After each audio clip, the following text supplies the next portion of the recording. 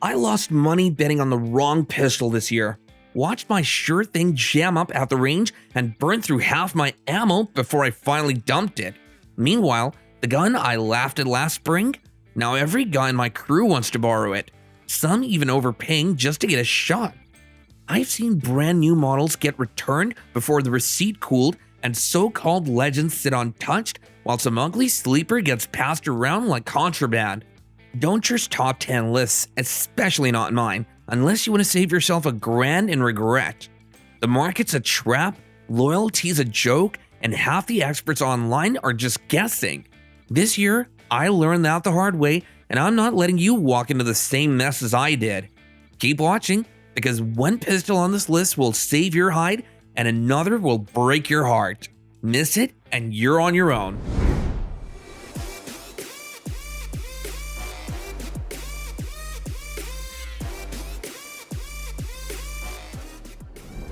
I was ready to trade this one off right up until it saved my hide at the worst possible time. That close call changed everything, but not enough to put it at the top. The P10C is easy to overlook. Not flashy, not loud, just quiet consistency when it matters. I treated it like a backup, always telling myself I'd upgrade when something new caught my eye.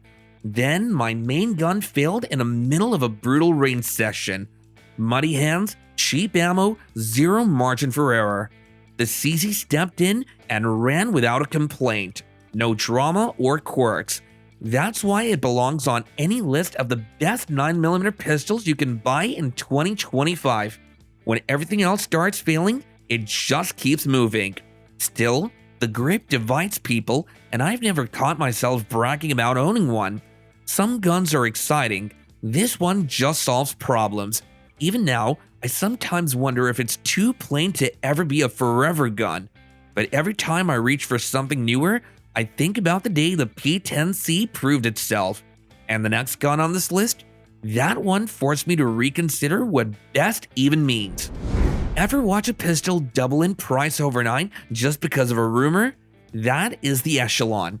1 week, dealers can't move them, and the next, you're getting backdoor offers and warnings about bad batches and secret recalls. I almost sold mine just to skip the headache, but something in me needed to see if the drama was real. Turns out, most of the noise is just noise. The Echelon ate every box of junk ammo I threw at it, shrugged off steel case and grit, and ran through rain like it was built for ugly days. Whatever mess the market threw, the gun just kept going. Springfield's shipping them steadily now, so yes, you can actually buy one in most states. It's got quirks. The trigger splits opinions, and the finish already looks used, but even now, I can't look at it without wondering if I dodged a bullet or just got lucky. That kind of uncertainty isn't for everyone. Most guns don't come with this much baggage. Maybe that's half the point. But if you're still watching, you know the next one isn't here because it's safe, it's here because its reputation can break a room in half.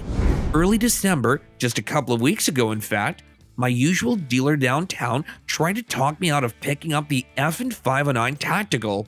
You'll regret it, he told me. Everyone's grabbing these and flipping them for something flashier.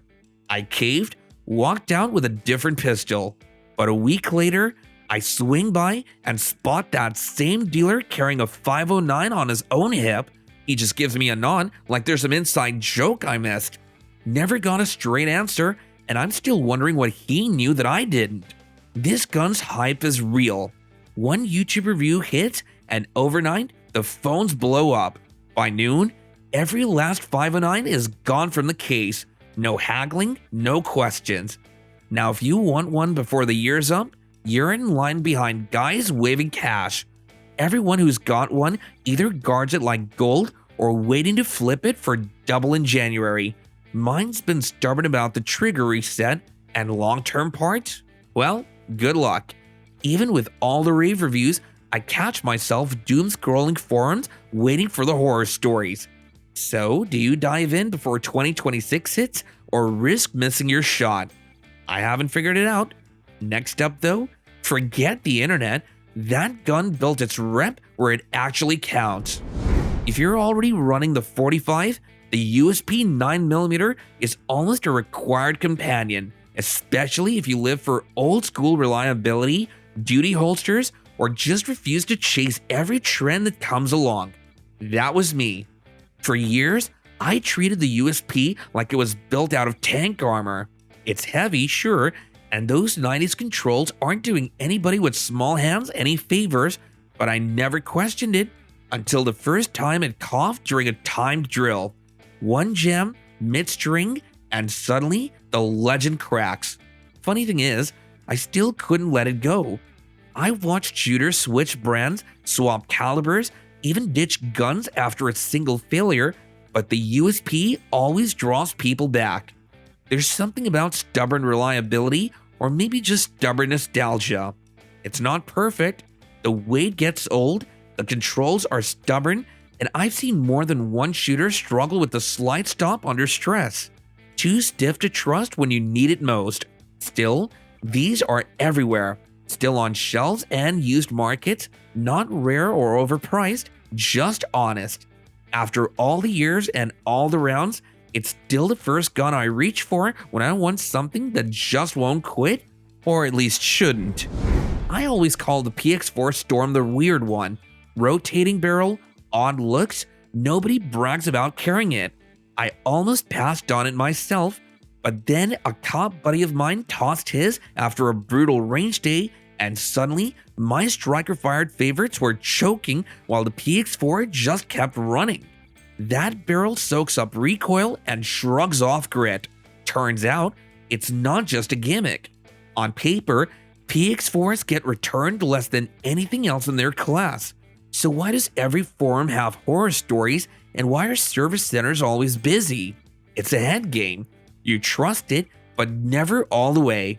And you're not just going to walk in and grab one. By the time you hear this, odds are the PX4 is gone. Around here, dealers keep them in the back for regulars, sleeper status, plain and simple. Holsters and parts can be a hassle. That rotating barrel still makes me suspicious, but every time I try to move on, I find myself second guessing if Beretta's matte signs actually make the toughest compact out there. Buy or not, that's on you. The next gun took its spot with zero hesitation. I took a risk on a used Q5 Match SF and almost ate the loss. Overpaid. Thought I was buying into someone else's regret, but after a month of living with it, something changed. It turned into a legend. You start to see why people get obsessed. Every pull of the trigger is just different. Even Jeet, my friend, who called it overpriced range candy, put 1,000 rounds through it and suddenly wouldn't shut up about how good it felt. Still, I catch him carrying his old backup most days just in case the Q5 ever acts up. Can't say I blame him. These race guns are beautiful, but sometimes you feel like you're babying them, not really living with them. And I'll be real, maybe I was already halfway sold. I've been a fan of the Walther PDP for a while, but the Q5 is a different beast. Slicker, heavier, almost too perfect for real life. You worry about scratches, you hesitate before running junk ammo, and sometimes you wonder if you traded reliability for romance. You can argue this ranking all day, but the next gun, that's the one that made me rethink what best really means. Skip the M&P 9 2.0 for something flashier, regretted it enough to come crawling back and pay more than I should have. Learned quick. It's not about specs or looks, it's about trust. The M&P never tried to impress me, but it's the only gun in my bag that survived every dumb mistake and rough range day I've thrown at it.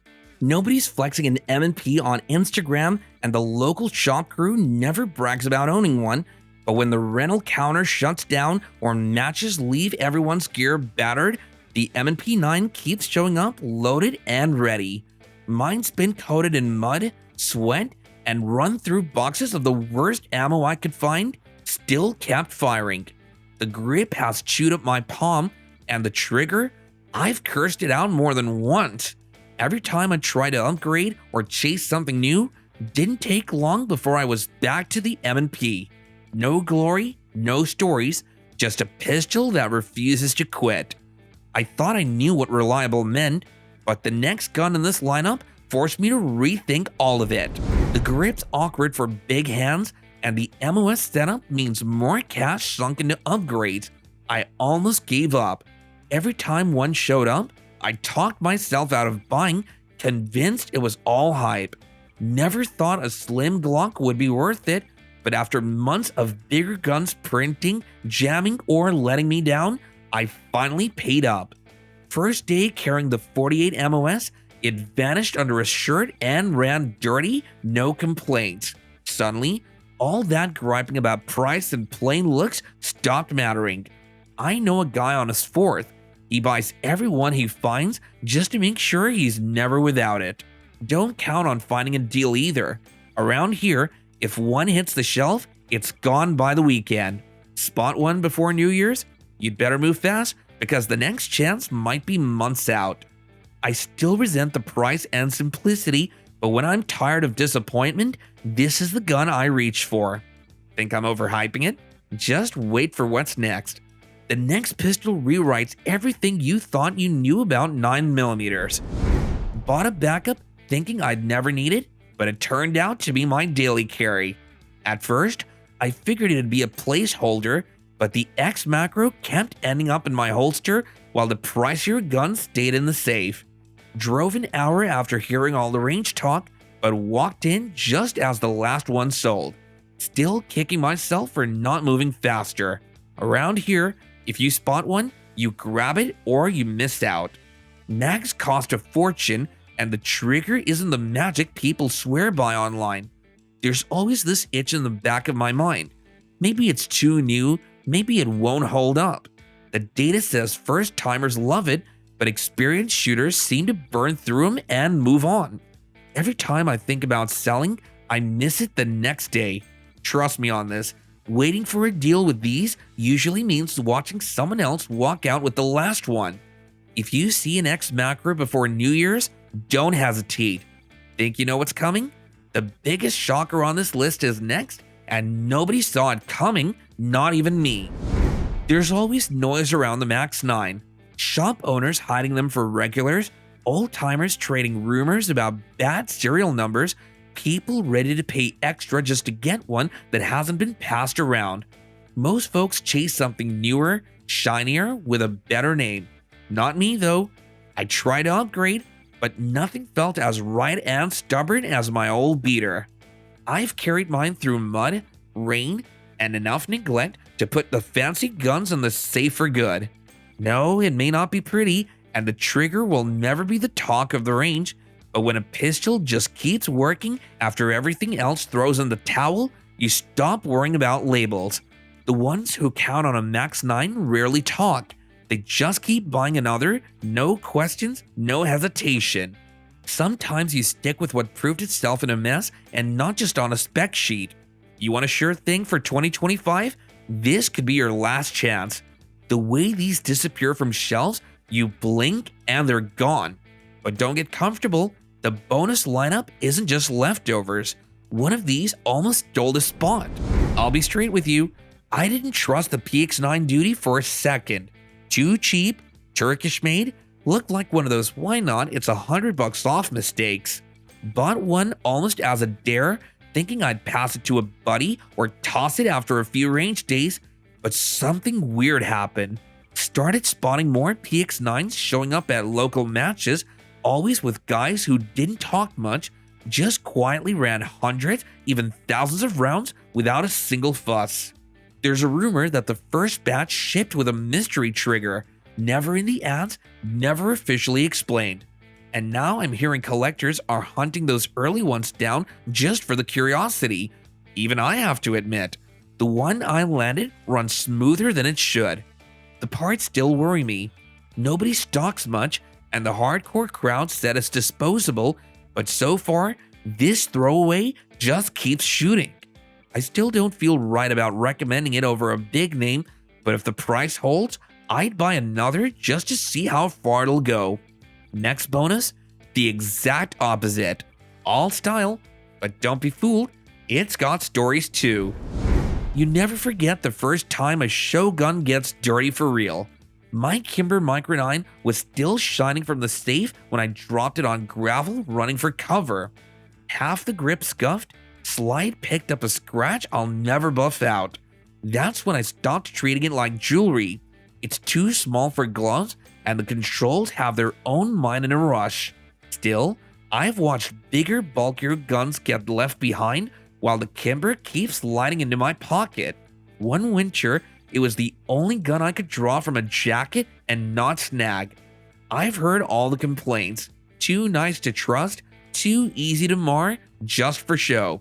But after enough nights when just in case turned into wish I'd packed something, the Micro 9 keeps earning its day.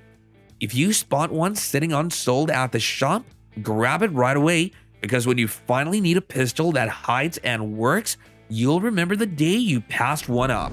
Watched a guy at a local match run a Canik TP9 SFX and clean house against pistols twice the price. No hype, no drama. Just one smooth run after another while the so-called premium guns jammed up or lost time. I'll admit, I used to laugh at the bargain bin reputation. Cheap, probably wouldn't last a season, then someone handed me their Canik right on the firing line. Trigger broke lighter than half of my custom setups, and it ran mag after mag of bargain ammo without even a hiccup. Downside, it's a beast for carry. Long slide, big footprint, and you'll get looks from the snobs at the range. There's always that nagging worry. How many hard seasons will it last before showing wear? Still, I keep seeing more on the line every month. Honestly, I'd call this the shooter's favorite pistol right now. Canik just keeps winning people over with performance, but which one do you think is better? The CZ Shadow Carry or the Canik TP9 SFX? I still can't believe I'm asking, but these days, I wouldn't bet against the budget king. Heard a major police department quietly dumped this model after a single incident. No press release, just vanished from the duty roster overnight. That kind of rumor never helps, especially when Taurus already carries decades of internet baggage. I only picked up the GX4 Carry as a true backup, something to toss in the glove box, maybe carry when my main gun was out of commission. Didn't expect much, to be honest. But over time, this little thing kept proving me wrong. Survived grime, sand, pockets of lint, and some of the nastiest discount ammo I could scrounge. Never gave me a real reason to quit on it. The trigger's nothing special, but it goes bang when I need it. Still, every time I brag about it, I get the looks. Old stories die hard, and nobody wants to admit a Taurus can actually pull its weight. Maybe I'm just lucky, or maybe they finally got it right with the GX4 Carry. Either way, sometimes good enough is exactly what you need when life throws you a curveball. Next up is all hype and big branding, a bonus that plays a whole different game. A buddy of mine never liked Glocks, always grumbled about the grip or price, so I handed him a PSA Dagger Compact just to see if it'd stick. Cost me about half what a new Glock goes for, so if he hated it, no big loss. Next thing I know, he's running it every weekend, and people at the range are calling him a Glock hater. Truth is, he just found something that fit better and shot cleaner than he expected. I grabbed my own after shooting his. Right out of the box, the Dagger ran side by side with pistols twice the price. The grip angle feels more natural, the trigger's got a clean break, and you can upgrade or swap almost anything with off-the-shelf Glock parts. Finish wears quick, and the frame's not perfect, but for the money, it's hard to beat. Some still call it a budget knockoff, but there's real value here. If you want Glock reliability, easy upgrades, and don't care about the logo, this might be the smartest 9mm you buy all year. Sometimes cheap just means you get more for less, and there's no shame in that. Maybe you're nodding along, maybe you're pissed. Well, good. That only means you actually care. If your favorite made the cut, don't gloat. If it didn't, drop it in the comments and tell me why I missed the mark. Just back it up with more than internet talk. I took my hits this year, and so did half the shooters that I know. The only gun that matters is the one that runs when you're out of options and nobody's watching. So the next time you see another safe list, just ask yourself, do you want comfort or do you want something that actually works? Prove me wrong below. I'll be reading every story and argument. I'm Steve, and this is Guns N' Roses. If you stick around, you're in the fight, and everyone else is just playing showroom games. But don't relax just yet, because next time, I'm tearing apart the picks nobody wants to admit they regret.